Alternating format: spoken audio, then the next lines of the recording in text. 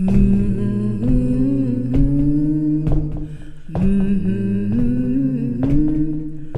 they closed down the mill and they closed down the mine. They said you can't work but pay your taxes on time. Got 3 little babies gonna starve to death or freeze. We started making white lightning, it was Grandpa's recipe. Run, rebel, run, run to no avail. Run, rebel, run to the Scott County Jail.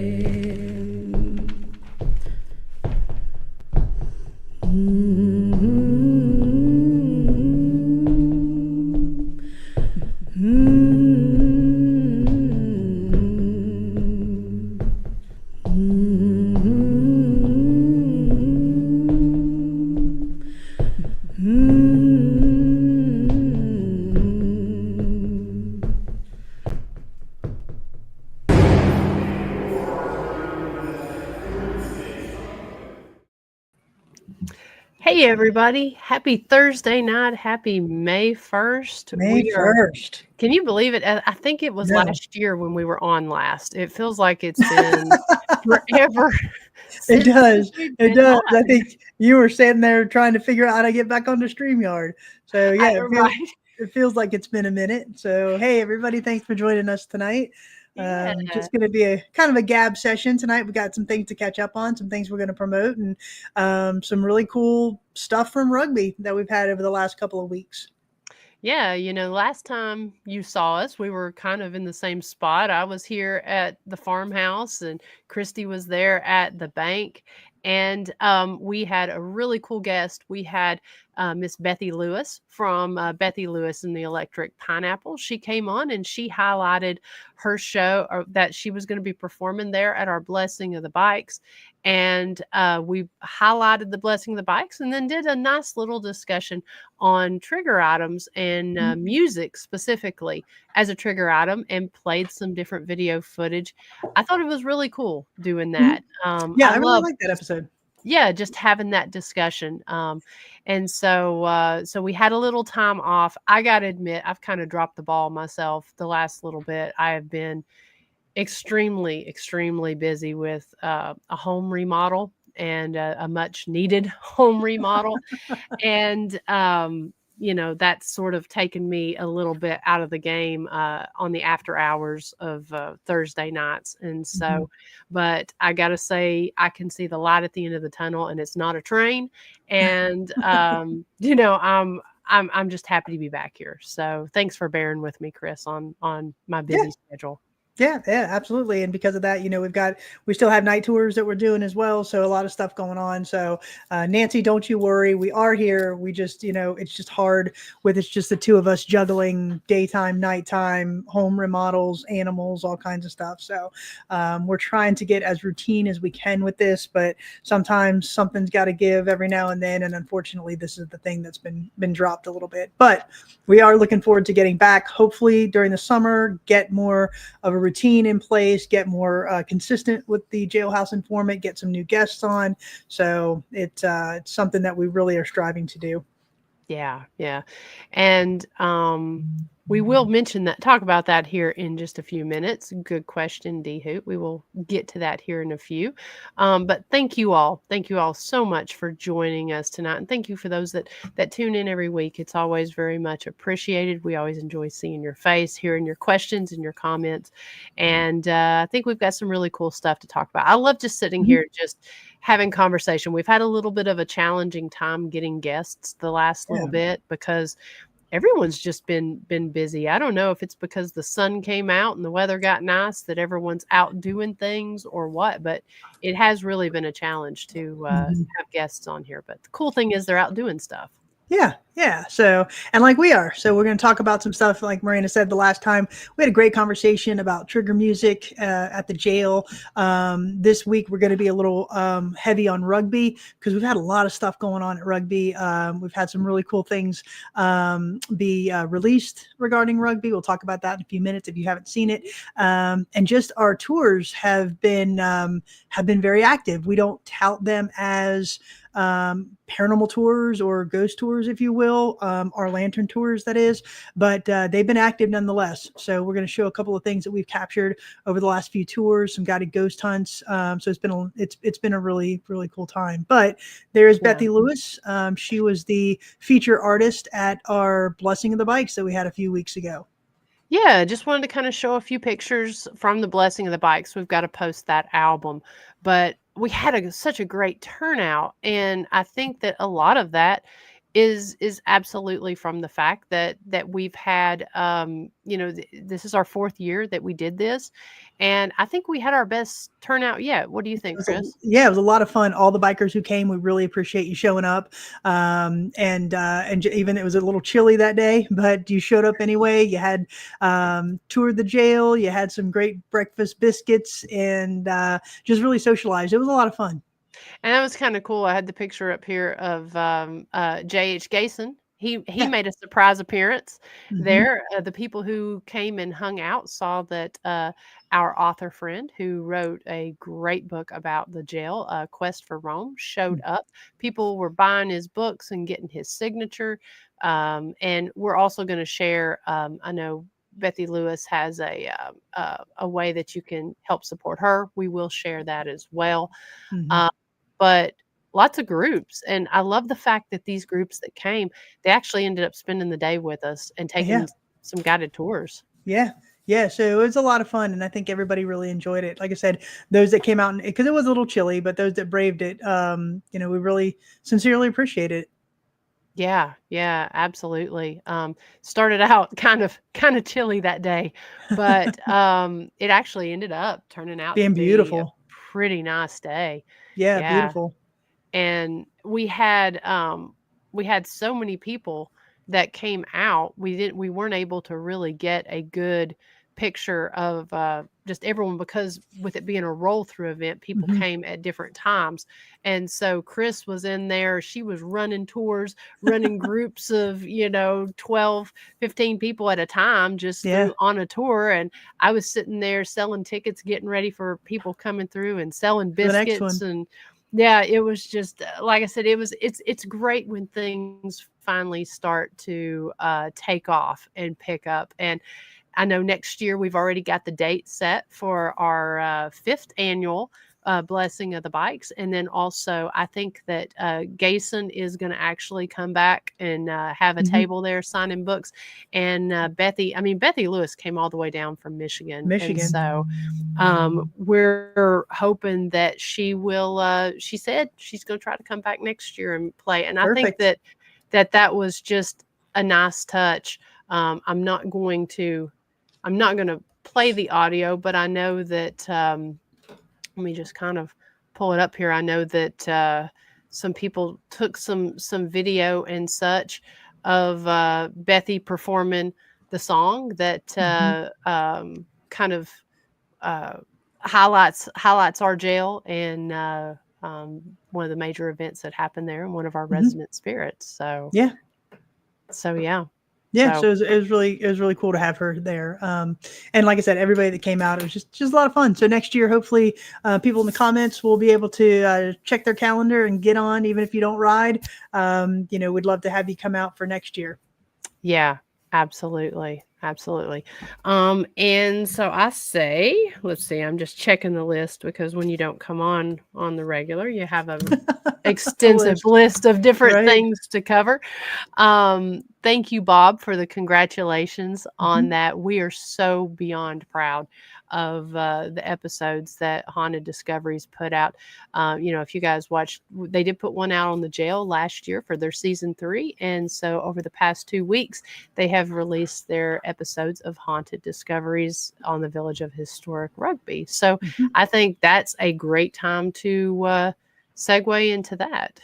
Yeah, we'd love to. As I said before, the last couple of weeks we've really been inundated with tours, our lantern tours, and we've also had a peppering of guided ghost hunts in there as well. So, we've had some different things happen on these tours. Now, at one particular location on mine, we do set up a tripwire in the schoolhouse.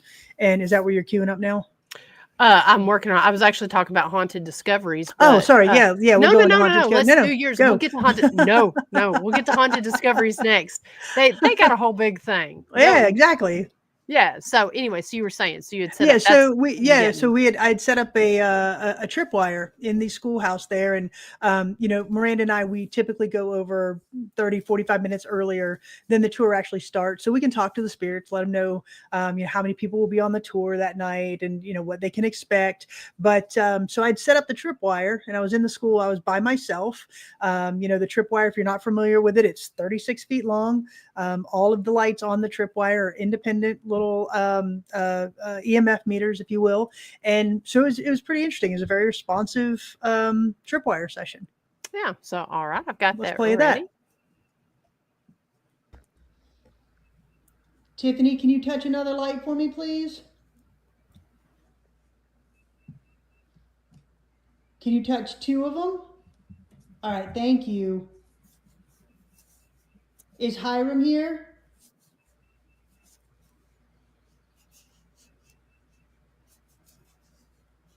Is Hiram here with you? So, Tiffany, are you here by yourself? Touch the lights if you're here by yourself.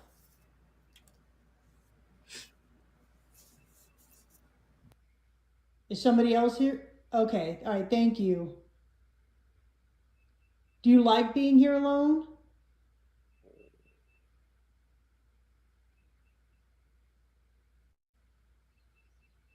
Oh, okay. Do you like when other people come and talk to you, though?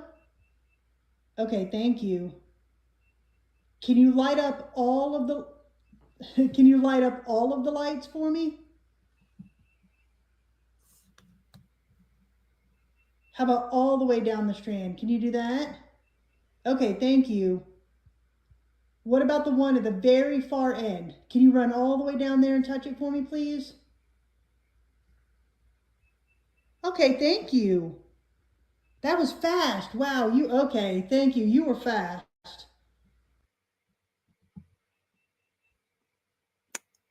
Well, I hate how StreamYard does this. And normally when you remove the thing, we pop back up. Instead, I have to manually pop us up. Updates. Oh, you're muted. That tripwire session to me was amazing. We typically get a lot of interesting things in the schoolhouse, and that the fact that she ran all the way down and specifically touched that light at the end when I told her to do that, and only touched the one. Again, I cannot explain that. That was absolutely impressive and responsive, on command. And that's what happens at the Rugby Schoolhouse. It's just one of those locations that, personally for me, that's the most haunted building or most active building in the village. And, we can typically get either her or a spirit that we call Hiram to communicate with us. So I really enjoyed that piece of footage. No, that was fantastic. I mean, the fact that they went down and lit up that last light. Mm-hmm. I mean, not only was it direct response, but they were on point and accurate. And so, she knew what I was talking about. Yeah, absolutely. Absolutely. I mean, very intelligent spirits there. And I think rugby is one of those places when it's on. But when it's not, I think it's one of those that takes a little bit of patience, because it is very different than, I mean, being over here in the mountains of East Tennessee, the types of spirits that we're dealing with. Now, some of them would have been original colonists, and some of them would have been people who lived there early on. But they were a very intellectual, intelligent people from a completely different culture than what we are. So I think that it takes a little bit of different investigating style and a little bit of patience that maybe you might not be used to just because of, where it is and what it is. Right. So, I think now that they've gotten to know us and kind of what we do and ask questions for them, I think they've gotten very familiar with us. So I'm really proud of that. I'm proud of the fact that we can go in there and get some interesting responses like we've been getting. Mm-hmm. Absolutely. And that's just one of the great spaces there at Rugby that you can investigate. Mm-hmm. The schoolhouse is just so cool. Yeah. Let's see. Did you have another piece of that one with the thermal? Yes. Okay. So you just sent that to me. So let me cue that up. If you want to go ahead and kind of talk a little bit about it, because we have had a surge in our guided ghost hunts that we've been having. So talk a little bit about our guided ghost hunts, what they are, and then set up that clip.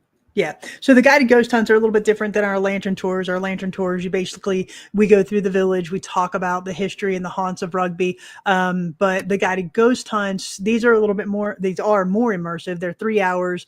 We bring out all of our equipment. We investigate with you. So this is for individuals who aren't paranormal investigators per se, but they have a paranormal interest. And so they want something a little bit more immersive than just a lantern tour. So a couple weekends ago, we did have a group. There's 4 of them on this group that night. And we had gone there's all 4 of them plus myself. We're in the schoolhouse and we have a thermal imaging camera. So one of the guests was holding the thermal imaging camera. And it was very interesting because as he was holding it still, the temperature would essentially rise and fall on command. And I started filming at this point. It had done it twice before. And so then I started filming. And what's interesting is every time the temperature would go down, the temperature gauge on the REM pod would coincide with that temperature drop, which is very interesting. So now we've got 2 pieces of equipment that are essentially letting us know that the temperature is dropping on command, which is kind of cool. Yeah, and just to kind of note too, the temperature was very comfortable that night. It wasn't overly cold. It wasn't overly hot. It was just a good an April night. Day. Yeah, good April night. So let me pull this up.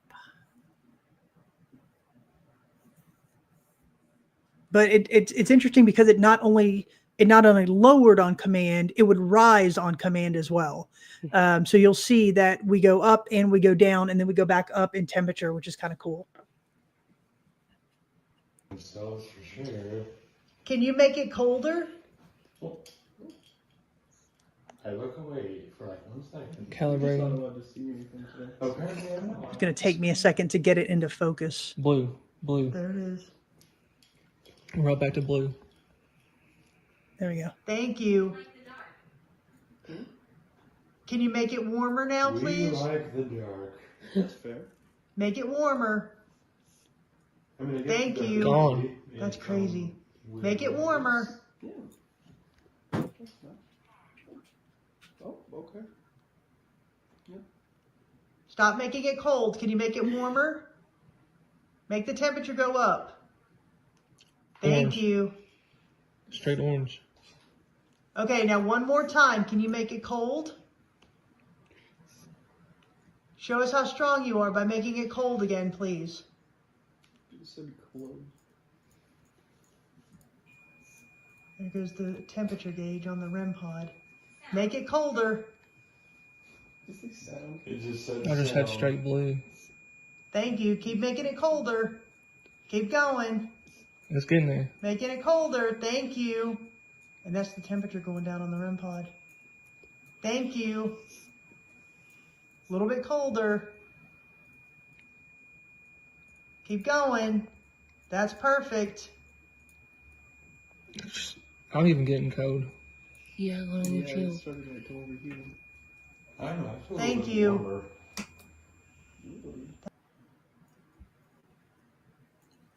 So kind of different. Certainly can't explain again how it's going down in temperature at the same time the REM pod is going off, and then they were able to raise it again, which is kind of cool. Well, and that's sort of unusual too, because you can understand if you're in a place and it's really cool outside, naturally it's just going to continue to drop Mhm. and not going to go up. Right, And right. then other times you get more people in a room, it's going to naturally start to get warmer rather than cold. So the fact that it was doing that on command Mhm. was very cool, and the Yeah. fact it was a very ambient temperature. Absolutely. Absolutely. So that was just a really, it was a good time. They had a lot of fun that night. Um, Honestly, Bob, not so much over a time of year over another for me personally, but definitely different buildings. Right now, for me, the schoolhouse is extremely active. The library, not so much. Every now and then, we will go into Kingstone Lisle, which is one of the houses there. Actually, I'll tell this story. This happened 2 weekends ago. We were in Kingstone Lisle, and there's a piano in the parlor. So you go into the house and you turn to the left, and that's the main parlor area. It was a women's parlor, and there's a piano in there. And so I was telling about the history of rugby, and we have some K2 meters out. Nothing was really happening. And then we cross the hallway and go into the bedroom, and there were 8 people on the tour that night. And as we walk into the bedroom, the piano starts playing. And I said, does somebody have their phone on? I knew everybody had turned their phones on airplane mode. I'd watched them do it. And I said, did anybody have their phone on? And the last person that had come into the room said, that's the piano playing in the other room, which is kind of interesting. And that has happened. The piano has started playing, especially in the last couple of months. We've had reports of the piano playing in there when there's nobody there. So for me, Bob, to answer your question, not so much a time of year, but definitely building to building. It's kind of a secular pattern throughout the village. Yeah, that's a good question. I can say for me, I've noticed when it's a little bit more cooler, things tend to be a little more active there. And I only say that because typically my part of the tours that we do, it pertains to the cemetery as well as Uffington House. And Uffington House, it is one that is climate controlled. Some of the buildings that Chris does on her tour are not climate controlled. And I've kind of noticed the cooler times, and also when they're doing construction down there tends to Yeah. get more. And they've been doing a little bit of renovation down there at Kingstone Lisle, or excuse me, at Uffington House.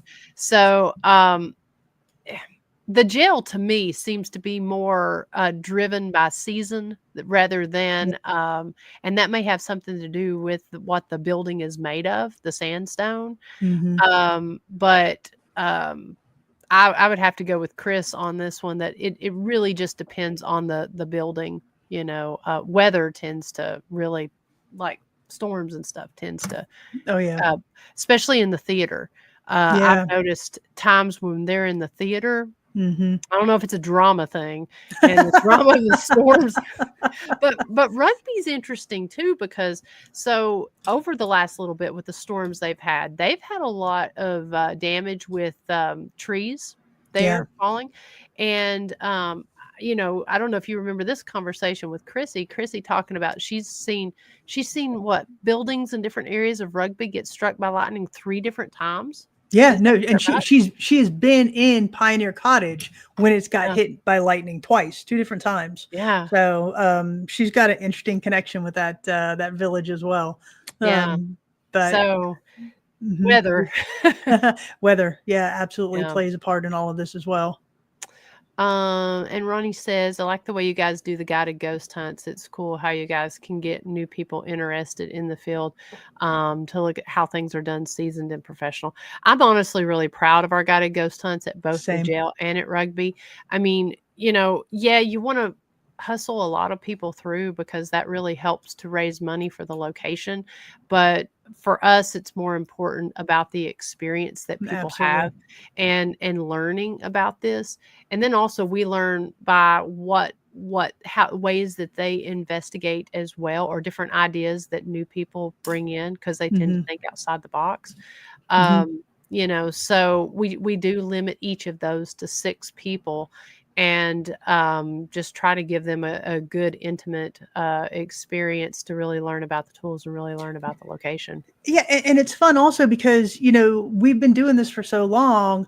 I mean, the tripwire don't get me wrong, right? Every time the tripwire is responsive in the schoolhouse, I love it and I get excited about it. But to see the excitement in somebody who doesn't experience it every day or is not immersed in it every day, that to me is so much fun, right? I mean, the 4 that we had on the guided ghost hunt, they're younger, mid-20s, I think they were, and they were just so excited about everything, and that to me is what makes this so much fun, to do those guided ghost hunts.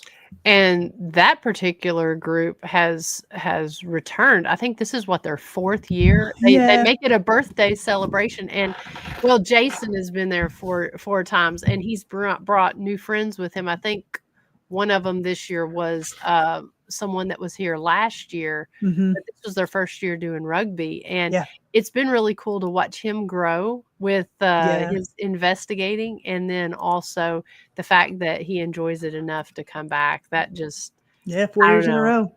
I love our repeat offenders. I know, same. Yeah. Yeah. And so thank you. Thanks, Bob. We That really means a do lot. appreciate that. It's definitely, I feel like the way we do some of this stuff is a lot of work sometimes, but Mm-hmm. it's very rewarding to see it with the people that come, and then also to see it through the spirits at these locations. Because, Agreed. I don't know, it's a proud moment. Yeah, agreed. And one thing I have noticed, kind of going back to Bob's question about different things, is in the schoolhouse on the lantern tours, we tend to get some very interesting responses if there's a teacher in the group. So the very first thing that I ask when we start the lantern tours is, are any of y'all teachers?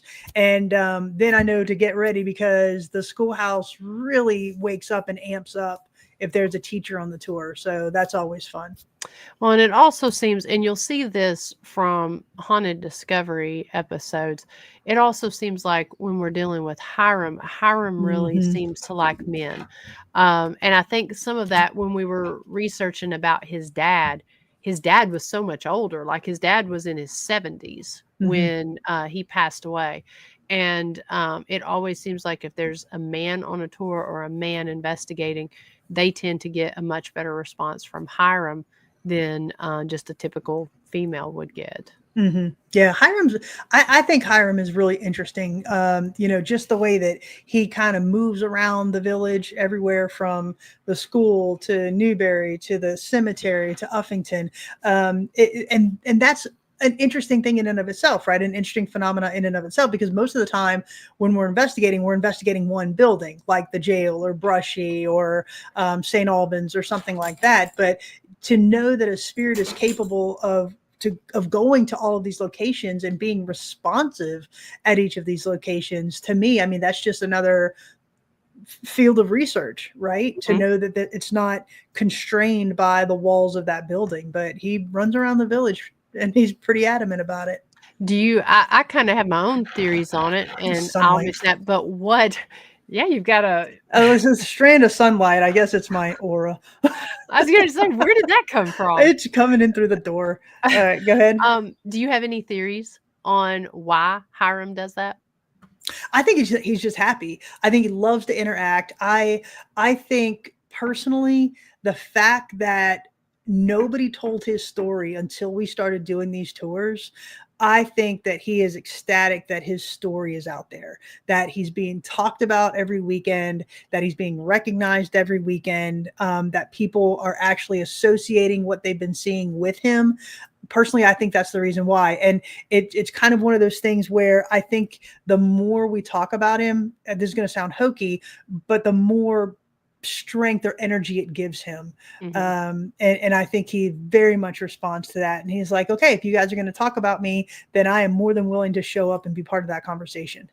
And that's the cool thing about these Haunted Discovery episodes, is you can see the evolution of how his spirit, if you will, has grown in this. And everything from him intelligently telling us, because Hiram is his middle name. Yeah. And so, I mean, he literally in these episodes responds to that name. And because they didn't have a name to go with the spirit that they were interacting with at Newberry at first. Right. And then when they start talking about it, he actually confirms that he wants to go by Hiram. Mhm. And then every time they're getting some type of activity and things are happening, it's not until they actually call out to his name that they get the affirmative response. And to me, that's just fascinating. And so I'm with you. I think the fact that we're sharing his story and really kind of helping to find out more information about his history and his story itself through the paranormal is what is causing causing him to be so reactive, I think. Right. Agreed. And because a lot of people, through the history have seen the apparition of a young boy, right? Whether in Newberry or the schoolhouse up in the office building up there. But they never really associated with actually James Hiram Lohorn. And so now, like I said, and as we spoke about, I just think that he's so prevalent now because we're talking about him. But another interesting thing happened, a couple of weeks ago when our friend Vicki Norris came to. She investigated the jail, but I met her at Rugby to kind of give a tour. And Vicki does have some abilities, and I had told her that there was a spirit of a young boy that ran around the village. I never told her his name, and I took her out to the cemetery, and she said the boy is here, and I said, can you describe him? And she said the only way I can describe him is that he's pretty. He's a pretty boy. He has very distinct features, kind of angular features, but he's a very pretty boy. And that's Hiram to a T. So his picture is actually on his headstone. So I took her over and she was blown away. She said, that's him. That's the boy. And so that's just another confirmation. And, I love when stuff happens like that because it's just validation that he's here and he's very responsive to what we're doing. Well, and Gerald, the picture, and hopefully we'll be able to get a copy of that. It's a digital picture. He talks about it in the episode. And when we first met Gerald, the one thing he was talking about was a photo that they had taken in there when they were seeing these energy balls was of a young child. I hate to say young child because he was 13. But of a child and an older man. And when we started researching and finding out more about Hiram, his dad was in his 70s when he passed. And so, and it was right in the area near where the stone was that where this photo, I say digital, this film photo was taken. So, it makes perfect sense. And what's interesting too on that stone is how it talks about how he died on that stone. It's unique in and of itself that says that he died by accidental gunshot. And there's a few stones there in the cemetery that actually talk about people and how they died, which is a sign of the times there. Right. So I do want to mention before we do show those episodes, I'd be remiss if I didn't say that unsanctioned investigations are not allowed at historic rugby. I know in the past, this is a new thing. Historic rugby after dark is a new thing. We're coming up on, can you believe it? We're coming up on our 3-year anniversary of doing this with rugby here in, I think mid-May. Is it 3 or 2? It's 3. I think it's 3. We'll have to go back. Yeah, it's I can't believe it's May, so don't ask me years. I know. And so we're coming up on the 3-year anniversary. So they've only ever really had investigations for 3 years now. And it's still a very relatively new location. Now, in the past, people have investigated places like Newberry House, investigated the bridge, investigated the cemetery, unauthorized. And, rugby is cracking down on that because they have had issues in the past with people vandalizing or attempting to do not so great things. And this is one of the ways that the village raises money. So with the popularity of the videos coming out and all that, I definitely want to mention that unsanctioned investigations at the cemetery and around the village, because this is a living village. This is an active cemetery. We have permission to take you back there for a lantern tour, a guided ghost hunt, private paranormal investigations, that sort of thing. Anything else unauthorized, you will be trespassed from the property. So I just want to make sure that that is something that's mentioned, because, you know, when you do something like that, while it's all great and fun and exciting, it does take money out of the pockets of these locations that desperately need that. So yeah, and as Miranda said, this, people live there, right? There's people actually live in the village still, and one of those is now a sheriff's deputy, so he does have authorization to trespass anybody that is not sanctioned by us. So do be aware of that. So thanks for bringing that up, Miranda. They will check if you are there, even when we have you there, which we're thankful for, that they keep an eye on us as well, because it is relatively, I hate, you know, being from where we're at, I hate to say out in the middle of nowhere, because there are some places here that are out in the middle of nowhere. Let's say it's an isolated area, so it's good and quiet for investigations, but you know, we definitely are really thankful that they keep an eye out and that sort of thing. So if you have any questions, you can go to our page, historyhighwayshaunts.com, to book your investigation, your guided ghost hunt, or your lantern tour, or you can follow on the Historic Rugby After Dark page, which we are broadcasting on right now. And we know y'all are good people and don't sneak around and do that anyways, but I definitely wanted to make sure to mention that with the popularity of the new video and stuff that's coming out. I know that Haunted Discoveries have released, so again, there's two. This is part of a 2-part series. Yep. And are you okay if I play a couple of their stories? Sure. Yeah, absolutely. Do it. All right. So let me cue that up here. And I'll blow them up here when I...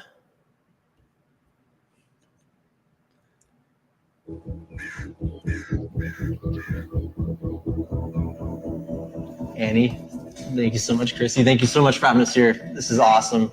I've heard so much about rugby. I've heard so much about the history of this place, but also a lot about the paranormal activity you guys have had over the years. Historic Rugby is actually a nonprofit organization, but our mission is to preserve and protect and share the story of this village that was founded in the 1880s by Thomas Hughes, set up as kind of a utopian community for second and third sons of English gentry who, weren't going to be inheriting the wealth and looking for opportunities in that time period. Now, we are in one of the architectural and historical centerpieces of Rugby.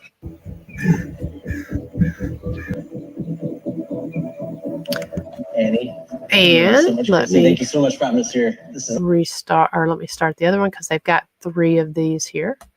Could you all hear it okay, Chris? It wasn't echoing or anything. Yeah, try this. When you play the next one, can you mute your mic? Yeah, I'll try that. I had hoped it would make it sound better, but let me... Okay. Who claims to hear a snoring man upstairs? Let me restart that. Oops. Who claims to hear a snoring man? Sorry.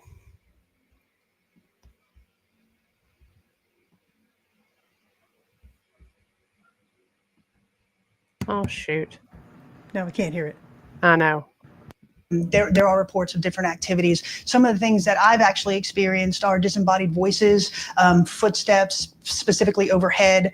There's also reports of a snoring man. People claim to hear a snoring man upstairs, someone who's asleep in this home.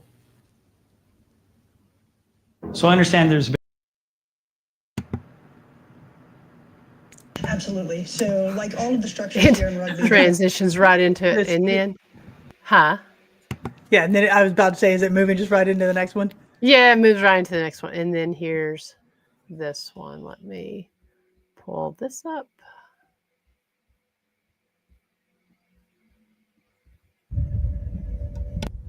So Uffington sits a little bit behind the village here, the main village of Rugby. And it was actually the house where Madame Margaret Hughes would stay when she moved here from England. So that was her main residence. And she moved here with her granddaughter, Emily. And a lot of the reports now are footsteps as well as phantom figures and disembodied voices. For me personally, I have experienced the footsteps. I was having a guided ghost hunt here, and I had it was myself and 5 ladies sitting on the downstairs floor, and we started talking about missing England, basically asking questions like, did you miss England? Were you sad when you had to leave England? And we heard thunderous footsteps run from the upstairs, really moving from one end of the parlor to the other.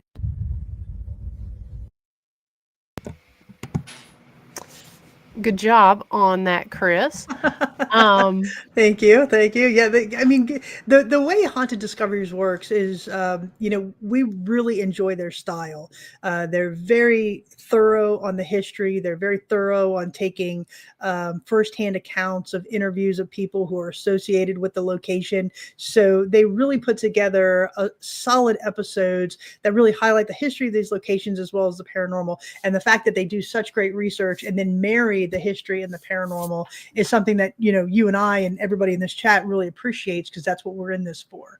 And so I think they did an amazing job really highlighting the beauty and the history and the haunts of Rugby in both of their episodes. They really are beautiful episodes, the way they were filmed and the way that they told the story. And I gotta say, I find it refreshing. If you go and look online, everything you see about Rugby, minus the history with Thomas Hughes, everything you see is about Charles Oldfield. Yes. Because in the past, people have primarily investigated Newberry House whenever they stay there for lodging. But what I love about this is, I don't even know if they mentioned his name. They didn't. Yeah, the angle. And when I'm telling the history and telling on my tour, because we go to Charles Oldfield's grave, I always preface that as, if you do any looking up of Rugby, this is probably one of the most famous spirits that's talked about here. And I love that they took a totally different angle. And it's all because of Hiram. It's all because of what he did that caused that. And it was great. I just can't say enough how cool it was to see the story unfold about this, and how he continues to interact with us there at the jail, or there at Rugby. Yeah. And, a lot of people may be asking, why isn't Thomas Hughes, have we connected with his spirit? Honestly, I don't think he's as prevalent, even though he was the founder of Rugby and the chief finance person of Rugby. He never lived there full time, right? He only came on annual visits and stayed for a month. So I just don't think he left the energy behind that these others individuals that lived there full time that really immersed themselves. Margaret Hughes, she moved over at the age of 83 from England, and she's the only Hughes member buried in the Laureldale Cemetery. And I think she committed, right? She committed to being there and dying there and being buried there. So I just think that's a really interesting angle as well, that people really think that Thomas Hughes is going to be there. And I think maybe once or twice you and I have maybe really smelled him in the library more than anything else. But on these tours and guided ghost hunts that I give, I haven't really experienced Thomas. We got, there's a clip that I play when I'm doing presentations about Rugby. And it's, when I was doing a guided ghost hunt, we clearly got, when we asked whose house is this, we got Thomas, which was fascinating. But I don't know that was actually Mr. Hughes. Because the house was essentially built for him, but he never lived there. I don't know that he really stayed there very much at all. There was some of his items, his writing desk, briefcase, those sort of things are in the house. And the house has his namesake, from Kingstone Lyle and such. But whoever the spirit was in there may have even just been saying this was Thomas's house. It may not have been Thomas himself. Correct. So But I was extremely happy with how the village really just expressed itself for Yes. Haunted Discoveries. They spent 3 nights there, and if you've watched both of the episodes, you'll see at the end how it really affected Brandon Alvis and really kind of brought paranormal back into perspective for him, which I thought was really interesting. It's just, the history is just so great, and it's so different from every other location, right? I mean, we had births, we had deaths, we had life, but it's not like the jail, or it's not like Brushy Mountain or St. Albans or Trans-Allegheny or West Virginia State Pen or something like that. It has a complete, unique, different history, and I think that's why it's so special. Well, and each house has its Yeah. own life to it. It Yeah. really puts me in mind of our first investigation where we met each other there at Yeah. Henry River Mill Village, Right. and how each of those houses have their own hopes and their own positivity, but they're also I hate to even use the word tragedy, but it's always whether it's Identity. yeah, exactly, but whether it's like a normal death or not, you've got death inside of there. So the whole lifespan, ins and outs of a house that may seem insignificant, but all of that coming together creates a haunting, positive or negative. Mhm. And so, that's what that really puts me in mind of, because you could spend, weeks just investigating one house or Mhm. one of those locations trying to get the story. But with this, you get the entire village, and all of that coming together creates its own unique activity itself. Yeah, absolutely. And I like Bob's comment here, and we'll get to everybody else's comment in a minute, but Bob's last comment there, you can tell they're not used to such an active location. And you're right. I think they've obviously investigated active locations, but the Rugby, like I said, is a little bit different because you've got sustained activity in different locations, and kind of like we saw with the thermal and the REM pod, it's the ability to act on different pieces of equipment at the same time, which is rare. I mean, I think you and I have had it a couple times at the jail. There's some when we investigated the Hillcrest County Jail in Florida, right? I mean, that investigation, everything that we had was validating every other thing, and I think that's what really surprised them, Bob. Every now and then they'll get tripwire hits, and they'll get paralite hits, they'll get disembodied voices, but to get all of those things simultaneously, I think is what really surprised them. Well, and I think what's interesting, because we talk about this all the time, so it's kind of hard when we're given a tour and someone says, "Tell us about the activity." We're sitting here spitting off everything that we've experienced. Now we're in these locations, whether it's Rugby or the jail, we're in these locations on a daily basis. Or with Rugby, we're talking to the people who's in these every day.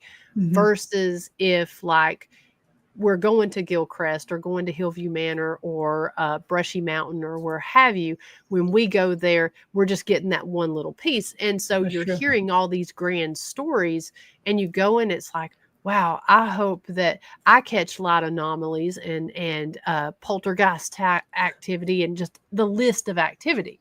And so what I thought was fascinating about that episode was everything that was told to them of the light anomalies in the cemetery, to the motion in Kingstone Lyle, to Tiffany or Hiram in the schoolhouse running the tripwires.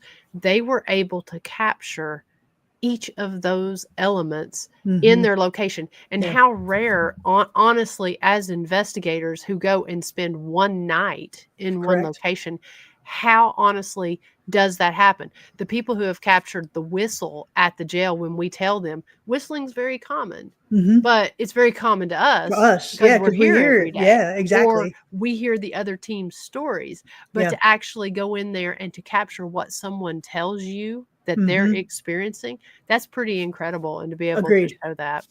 Yeah, agreed. And now they did stay 3 nights, so they did have that, a little bit of investigation. And I like when Annie on the second episode, the start of the second episode, they're talking to Annie, and Annie basically says, this happened in my locked office after you guys left for the night, it's kind of like they're saying, welcome to rugby. You're one of us now. And that's absolutely right. I think, these aren't spirits who are evil or threatening or anything like that. They're welcoming, right? They wanted people to come to this utopian society. They wanted people to come into the population to bring life and money and revenue and energy into the location. They want people to come. And I think that's how the spirits are reacting. It's like, listen, if you're respecting us and you're telling our story, heck yeah, we're gonna come out and say thank you for that. Why would that not? If that was the right. mission of rugby itself, Mm-hmm. why would that not translate into death? Right. And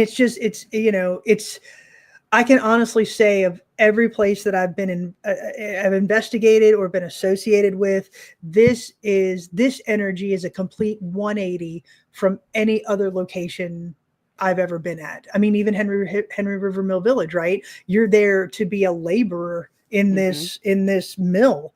So you're not getting paid really, really fair wages. You're, labor. So you're not in a happy way. I really can't think of another location that is like rugby. It's just different from, I mean, even if you're not in the paranormal, even if you just go for a day tour, it's a different feel. The only one that, I know there's a lot of locations out there. The one that comes to mind for me with that is the Grand Old Lady, because good example. Yeah, because at that point, and you could Good see that example. in the activity. Now, granted, there was a murder that happened off the hill and a death, and his body was brought up there, and then they had it as quarantine. All of that aside, because again, rugby did have the murder-suicide at the Tabard Inn. It also had the typhoid fever. So you've got those tragic events, but they're very few. But with the Grand Old Lady, you did have people, this was their getaway. This was where they wanted to be. And I think the energy and the activity reflected that in that location. Yeah, agreed. I mean, to Nancy's point, more of a home life. Right. Absolutely. And I think that's what is reflected. I think that's why we see Hiram running around doing childish things, right? Up until obviously his tragic death, he didn't have a life of despair. This was a happy childhood, right?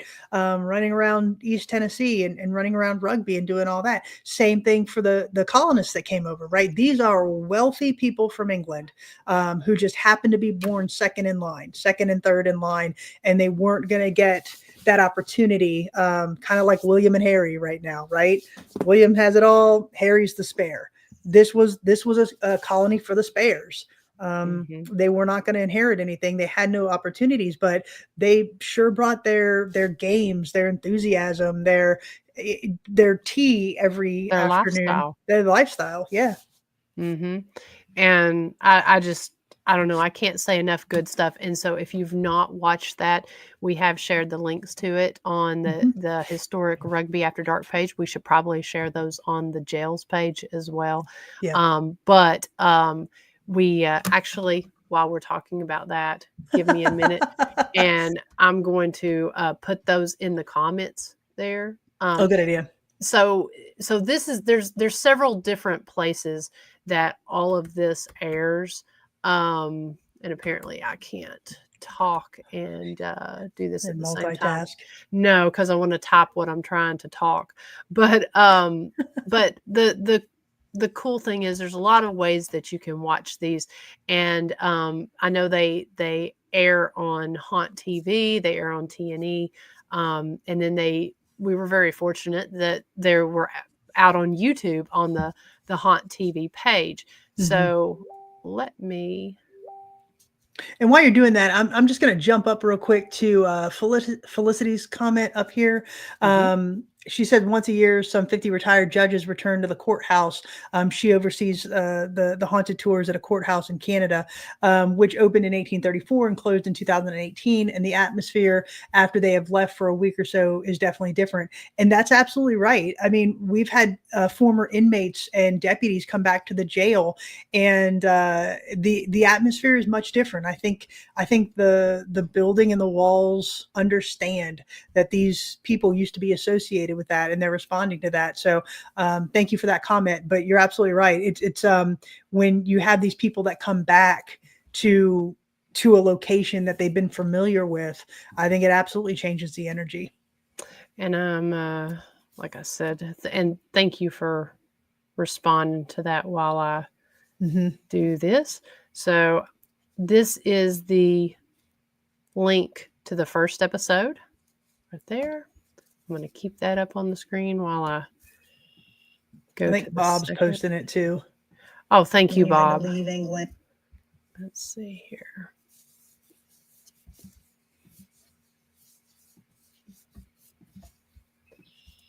Sometimes moderating and doing stuff at the same time is not always the easiest there. Okay, and that's to the second episode. So go on, check those out. They're about 45 minutes in length on Haunt TV or on our page. I did notice when I tried to click on the rugby link from my desktop there, it did keep, for some reason, pulling up our messenger, which was really weird. I just noticed that. But okay, so a couple other things. Let me so that's our wrap up of rugby. Thank you, everybody. Yes, yeah. But do go show Haunted Discoveries some love with that. They did a great job. Yes. Let's see. Okay, I was trying to pull a couple things up here. Couple things to hit to hit on that we were talking about. Speaking of paranormal investigations, Chris and I have been working kind of hard to figure this out. So a lot of people don't always realize that we do have two locations. Those of you that watch and follow there, you know it, but sometimes people traveling from other places, they've heard about the jail because that's kind of our baby, where we're located at, and that we've been pushing from the beginning. They're not aware of rugby, and we are in an extremely rural community. And so when you come here, a lot of the time people don't always know that there's a whole lot to do in this area when it comes to the paranormal. We are very close to some very cool paranormal hotspots, i.e. Harriman Hospital is 45 minutes away. Brushy Mountain Prison is 40 minutes away. But when you come here to our little county, we want you to stay for the weekend, and you can investigate the jail. You can also investigate rugby. They're only 20 miles apart from each other, or 20 minutes. I think it's a little bit less mileage, but 20 minutes from each other. And so Chris and I have been trying to figure out some ways to encourage people to come and when we say the weekend, we just mean 2 days. That could be whatever. It could be Thursday and Friday, whatever. Thursday, Friday, Saturday, Sunday. Yeah. Yeah. 2 days. And so, so a couple things, and we are working on this because it's taking a little bit of logistics on the website for the booking. When you come and investigate, you get these locations from 8:30 p.m. to 3 a.m. We've had people ask if there's a way to offer a discount if you book both. Unfortunately, because we have rent and we have partnership agreements, rent for the jail, and partnership agreements there with rugby, we cannot offer a monetary discount if you book both, but we can give extra time. And so what we're offering for the summer, and we're going to have a whole poster and stuff about this, is that if you come and you book an investigation at the jail and at rugby, doesn't matter what order you do it in, you will get 2 extra hours of investigation time at both locations. So you'll get it from 7:30 p.m. to 4 a.m. at both locations. And so that's pretty cool, because when you add that extra time up, that's almost half of another investigation. Yeah. When you think about it that way. And so we're going to be offering that. What did we decide? June through August? Yeah. Yeah. And so I'm hoping to have the poster and the booking. You're probably going to have to call us on the booking, but we're hoping to have that set up next week so that you can get that extra time and get those dates booked for the summer. We're also offering, so because both locations, obviously Rugby is more spread out, but some of the houses are smaller. We limit the locations to 8 people when we do these investigations. But teams have gotten really, really big now. And so we've had some teams that are 12 or more people that come. I've even seen some that people that have like 25 to 30 people on their team. It's a lot of people. So we were trying to find ways to accommodate that. Another suggestion is, and if I don't explain this clear, Chris, please jump in. The other option is you can, we feel like we're very reasonably priced on our investigations. And so you can book, if 2 nights are free, you can actually book the jail and Rugby for 2 nights, and you can switch your team out. Right. So say you have 16 people on your team, you can have 8 at the jail, or book 2 nights, have 8 at the jail, 8 at Rugby on Friday night. Yep. And then on Saturday, switch them. Yeah. Yeah. And you can lodge at Rugby as well. So with that, you would still get that extra time.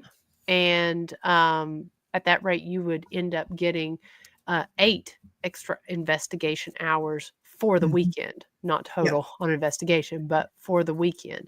Right. So we're working to communicate that, because that way we can accommodate these larger teams. And I think when we did the math on that, let me just do some quick math here. Let's see. I'm going to pop over to Bob's comment. Bob, stay tuned. That's all I'm going to say. So you could actually, at that point, if you have 16 people, you would get 4 investigations for $1,900, and that's not including tax. There is some tax on that, and let's see here. And when you consider a place like Brushy is, almost $1,600 for just one night, that's a pretty good deal. It is. That's 4 investigations. And if you did have 16 people that you were splitting that between, that equals $118.75 a person. And you can lodge at Rugby. And so, and a couple of those locations, you can investigate whenever you lodge. So it ends up, for the price that you would be spending on your travel and your hotel, you can get, you would essentially at that point get 5 investigations. Out of that. So anyways, so we'll have really a way good deal. Breaking it down. And we'll put those tiers on there. So, but as Miranda said, it's a really good deal for those larger teams, especially if you're traveling with a large number of team members. It's just a really good deal, and it's something that we're excited to offer. Bob, that's absolutely true. So again, stay tuned. I'm just working out a few logistics on a few things right now, but hopefully we'll be able to make an announcement here sometime in the next month. I honestly feel like between our work, we could justify cocaine addiction, with with our work staying Don't up. say that in this county. Exactly. You're gonna have somebody knocking on your door in about 10 minutes, being like, "You want something? I got what you need." So they'll just give you another cat. Yeah, exactly. So we are working on that. Now, I do want to address 2 last things before technically 3 last things before we wrap up. There are a lot of different and interesting things going on. We do have, I do want to make sure to mention the Mountain Laurel Festival. That we're going to be part of, the Tennessee Mountain Laurel Festival there in Wartburg, Tennessee, which is about 30 minutes or right around 35 miles from where we're at. And this is going to be really cool. I think this is they've been doing this since 2015. This is going to be our first year being a part of it. And so we hope you'll come out and see us on that date. We'll be there. I believe we're just there on is the 16th. The Saturday. That's Or a Saturday. Okay, so we're going to be there on that Saturday. Also on that No, Saturday. it is a Friday. Sorry, that a my Friday? bad. So we'll Okay. be there on the 17th. Yeah, we'll be We're there there on on the the Saturday. 17th. Yeah. And what else is cool, we'll have a poster for this very soon. On the 17th, we're going to have author Eric Freeman Sims here. We had him on the show the day before his book dropped, Haunts and Legends. I think it's what, Hometown Haunts and Legends? Of Tennessee. So he's going to be here at the jail. He's going to be signing books. He's going to have books for sale, and fingers crossed, we're working on having that book for sale in our gift shop as well. So you're going to definitely want to come on and check that out. So those two things are coming up here during the month of May. This coming Saturday, day after tomorrow, I guess, I'm going to be at Red Boiling Springs there for the Shadows and Spirits Paracon that Mark Walsh is putting on. The funds for that goes to the Thomas House, which is a very cool haunted location, bed and breakfast. And I'm going to have Ghost Biker stuff as well as jail stuff there. And I'll be speaking and talking about how you can book an investigation plan evidence from both of our locations and such. So that's coming up this coming Saturday as well. Yep. So, and I know you've been busy with a lot of things going on, and I'm actually queuing up something if you want to talk about your little projects that you've got. My little project. Okay. Your little project. This goes up into D Hoot's comment. When is your twins investigation going to drop? So I am a twin, and my twin sister and I, we partnered with another set of twins, Carter and Coleman. And a couple years ago, we investigated Hillview Manor up in Pennsylvania, and it has just taken me a while to get back to editing and putting out some videos. But I did release the trailer for that here this last week. And D, my plan is right now to get that out on Wednesday. So I'm going to be kind of busting my butt on that to get all the editing stuff done.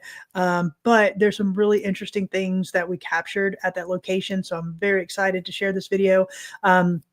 Also, we will be dropping a new Landmarks, Legends, and Lore episode as well on Soul Sisters Paranormal website and our YouTube channel. That will be hopefully within the next 2 weeks. This is a really cool location that we're going to highlight that I'm really excited about. I spent some time yesterday taking some pictures at this location. Really excited to share the history of this location. So that will drop hopefully within the next 10 days. I'll have that done. So, nice. Yeah. So that'll be a lot real of fun. excited about that. And I'm going to play your trailer that Thanks. that you had on there. I was just running through those beautiful pictures. Oh, thank you. Yeah, it's a beautiful location. I'm excited to share this one. And if you've not seen any of her Landmarks, Legends, and Lores, you definitely need to go and check those out. It's a really cool thing that Soul Sisters Paranormal puts out that, sometimes we don't have time to really sit and watch long, extensive documentaries and stuff on really interesting and fascinating landmarks, legends, and lore. And Chris does an amazing job of putting that out and highlighting some of these different locations. I really like your haunted aviation and haunted bridges. Thank you. The aviation one is interesting. I like them all. I'm partial to all of them actually, but those will be on www.soulsistersparanormal.com. Okay.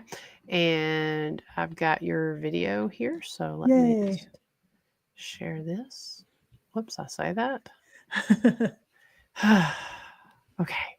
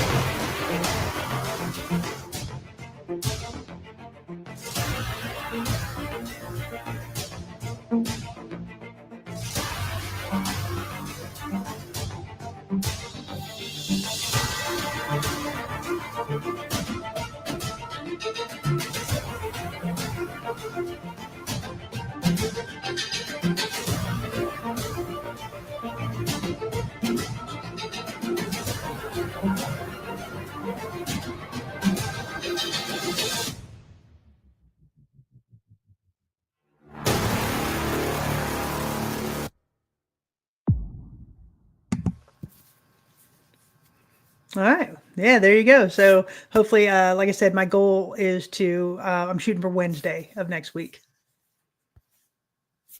Oh, you're muted. Not muted when I want to be and muted when I don't. But yeah, I'm excited to see that, Chris. I know that, again, folks, a lot of you all know this, but supporting our content creators is something we like to do at our locations because a lot of time and effort goes into that. So show Chris with Soul Sisters Paranormal some support by sharing the video out, as well as watching and commenting on it. Just a simple watch and a simple thumbs up goes a long way as a content creator.